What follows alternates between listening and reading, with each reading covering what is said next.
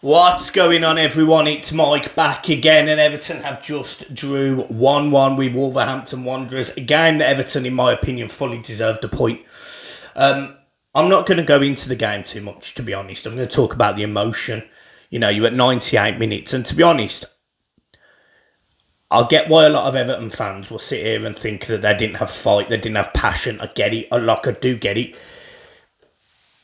But I actually thought the substitutions today absolutely killed everything. I thought the starting 11 was probably right. Me and John had this debate about Anana.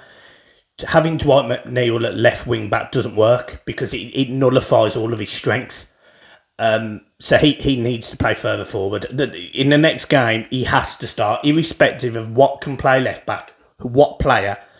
He has to play more forward up the pitch because you could clearly see how it affected us today. I think as well, Tamari Gray was all right. The thing that really got me today, and I'm going to go in a little bit on Dyche, and I said I wouldn't. I said I'd be positive. I said I'd talk about being positive. You've got Ellis Sims on the bench. You bring on Neil Maupay, who we already know is awful. We already know he's awful, and I'm not going to sit here and dig him out personally because there was a few moments where you see him warming up and he's geeing the players on. He's shouting at the ref. I'm not saying Neil Maupay does not have the right mentality, the right attitude, but he's not good enough. He's not good enough. He brings on Neil Maupay for Anana, and then he decides to throw Michael Keane up front. I just don't understand. I don't understand. You've got Ellis Sims, who's young, hungry, wants to make a name for himself, and he goes and sticks Michael Keane up front. I just don't understand. And actually, Michael Keane did a better job up front than Neil Maupay did anyway.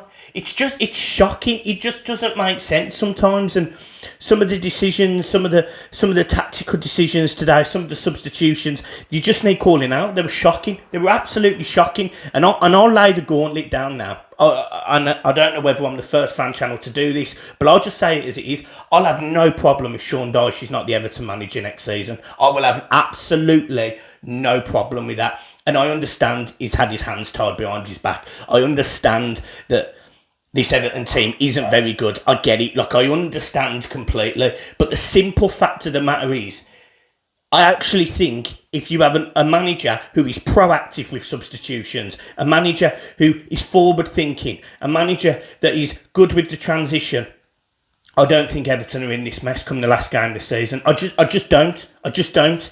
We can sit here and I can praise the players for staying in the game for 99 minutes. And, for certain players, they did. Mina today epitomised Everton. He worked hard. He won fouls. He challenged. He was aggressive when needed. And he popped up and scored a goal. And he celebrated like they won the league. And do you know what? If ever a player deserves a 1-year contract at this football team, just simply for being there, it is Mina. I absolutely adore the man. I really do. I adore everything about him when he's on the pitch. I really do. I just don't get it. Another thing I want to talk about today, before we probably go into this game, the referee. Wolves fans definitely sat there and thought that they didn't get the rub of the green today. I thought it was an absolute joke. Calvert-Lewin gets fouled on the edge of the box. I understand it might not have been a penalty, it might have been a free kick, but it was an absolute concrete foul. He would not go down when he was going to be one-on-one with the goalkeeper. Yet the ref misses it, plays on, gives Wolves a foul. Semedo, I have no idea how Nelson Semedo today has stayed on that football pitch. It was an absolute joke. And in the second half, towards the end, the left back on the other side of the pitch, 2-foot tackles Yuri. You can clearly see it. I think it's Mateus Nunes. Clearly see his 2-foot tackles him. 2-footed, straight in. Now, I'm not saying that we were the cleanest team today. We weren't. But Wolves, were a disgrace in my opinion. Some of the fouls, some of the decisions that they were doing, the timekeeping. And I know they're a team that winds you up. I know that. I watched it last season, and me and John had a full-blown argument. They just have this ability to wind you up, and I have no issue with that. I actually, you want to go to football stadiums and have different environments, different things, but they're just really good at winding people up. I have no issues with Wolves. I have no issues with Wolves fans. Like, I really don't. But today, I felt it was a little bit over the top. That's just my opinion on it. But the referee today, I thought, was a joke. And look, don't get me wrong, there was a couple of moments where Wolves should have got a free kick and he didn't give it. I'm not actually saying it was just Everton. I'm just saying the ref was a joke. The other thing that I kept on noticing, and this happened for both Everton and Wolves, is the ref was constantly in the way of play. There's the amount of times there was a switch and the ref is standing in the middle when we're trying to go long is a joke. Like, it was a joke. It was just literally in the way. We get one in the second half or the first half where Nana's gone. He's turned his man and he's going. And because the ref is standing in the way, it goes back, it gets pulled back. Again, a joke. It happened to Wolves in the first half. They went to switch play. The referee standing in the middle. Honestly, it was a joke. And talking about the game, look, the first 20, 25, 30 minutes, I actually thought Everton were the better team by a mile. They had 3 decent chances. One of them should have gone in. You had a foul on the edge of the box, which should have been given, but that would have been a one-on-one. That would have been a good chance as well. So Everton were well in the game, and I'd argue with a better team. I'd argue all day long with a better team. But Wolves come into it. One counter-attack where Decore was sloppy today. He was. I thought he was really sloppy. I thought he was really lazy as well at times, which is unlike him. He gives the ball away, pathetic pass, and he did it 3 times, 4 times in that game. I counted the amount of times where it was just an easy ball out of his feet, and he give it away. Poor. But he gives the ball away on the edge of the box.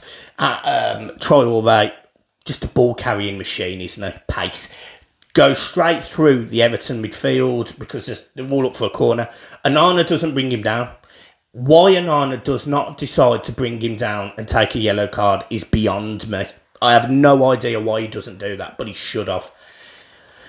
Adama carries on to the edge of the box. He gets his shot off. Pickford. It's happened a few times with Pickford this season. It hits his glove and it goes absolutely flying. It doesn't stop the ball, or it doesn't go like a yard. It goes 5 yards off his hand. Goes straight to the Wolves player who scores, makes it 1-0. Wang makes it 1-0. And you sat there and you just think, you know what, we didn't deserve that. We were the better team by a country mile up until that moment where we should have took him down anyway. It's just typical Everton. Pathetic.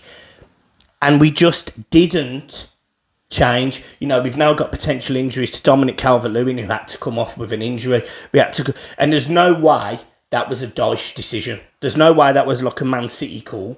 That was, he's injured. That was scary.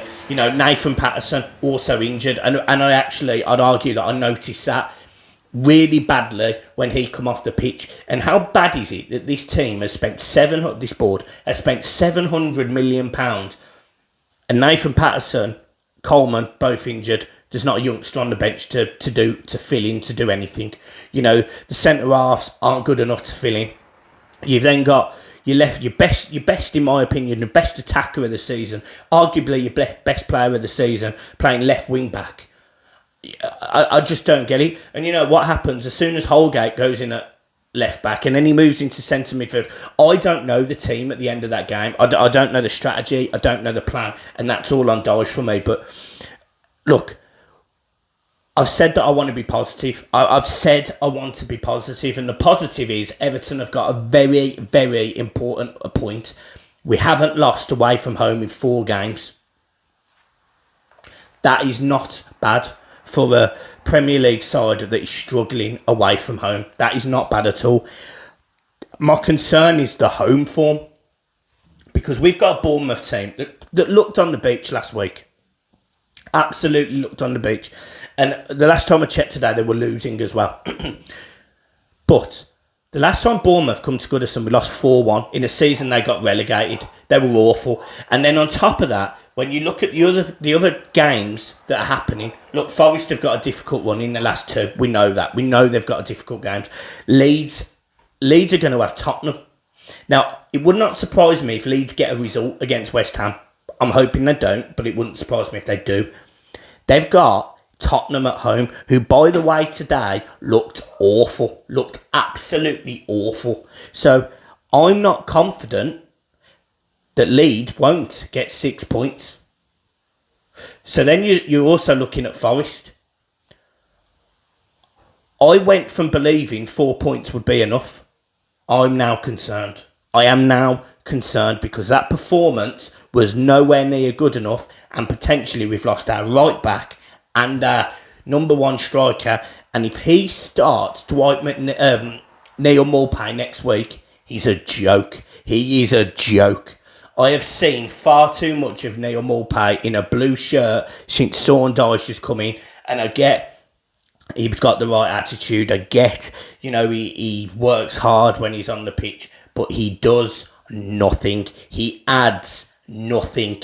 And this Everton team next week need players who are going to get that game by the scruff of the neck, go a goal up early, go 2-0 up at before half time, and see off. Because we want the other teams, like Leeds, like Forest, like Leicester, to go in at half time next week knowing Everton ending this. Everton are out of this. Everton are staying in the Premier League, and they're competing with themselves. Because I'm telling you now, if Everton are not winning that game by half time, I have real fear for what's going to happen at Everton and in these players' heads. Because I'm telling you, they haven't got the mentality. They have not got the mentality to stay up.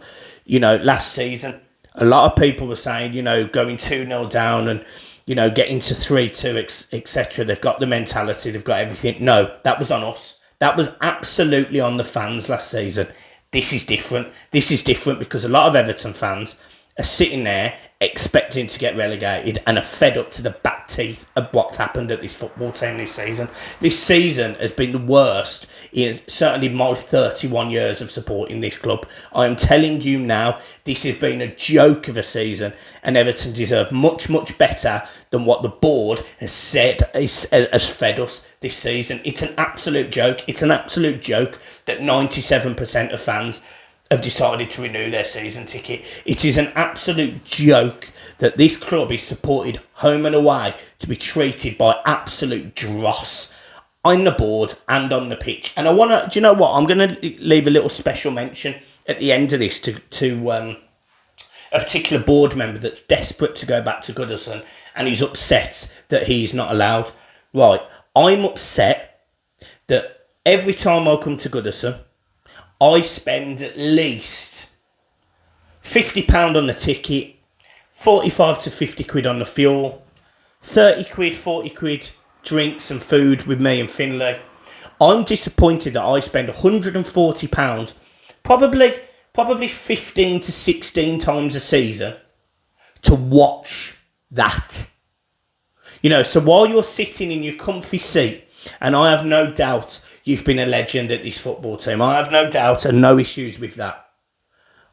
And you can sit there and you will not say anything against that board that you are on.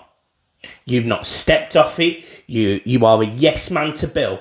And you're sitting there thinking that we are going to feel sorry for you not going to football games. It is an absolute joke. I have nothing positive to say about that. If you wanted to go to a football game, buy a ticket, sit with the fans and prove to them that you are an Everton fan, an Everton legend, and absolutely nothing to do with that board. That's my advice to you. And I'll see you at Goodison next week.